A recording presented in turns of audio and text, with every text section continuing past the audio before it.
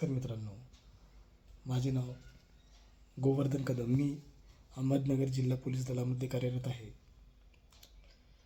आज आपण बघणार आहोत मोबाईल चोरी. मोबाईल चोरी कधी होते, कोणत्या ठिकाणी होते, चोरटे कोणत्या लोकांवर पाळत ठेवतात.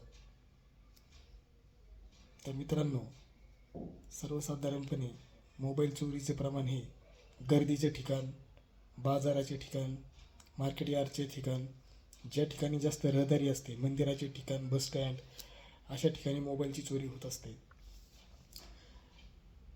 तर चोरटे ज्या माणसांच्या खिशामध्ये, वरच्या खिशामध्ये मोबाईल आहे, चोरटे अशाच व्यक्तीकडे लक्ष देतात आणि आपण त्यांच्या टप्प्यामध्ये आलो का ते मोबाईल काढून घेऊन जातात. आपल्याला कळत पण नाही का मोबाईल कधी काढला आहे ते.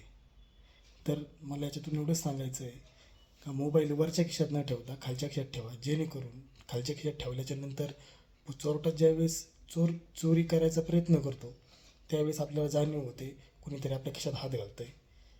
तर वरच्या खिशात मोबाईल ठेवल्याच्या नंतर काही समजत नाही आपल्याला. त्याच्यामुळे वरच्या खिशात मोबाईल न ठेवता नेहमी खालच्या खिशातच ठेवावा. धन्यवाद.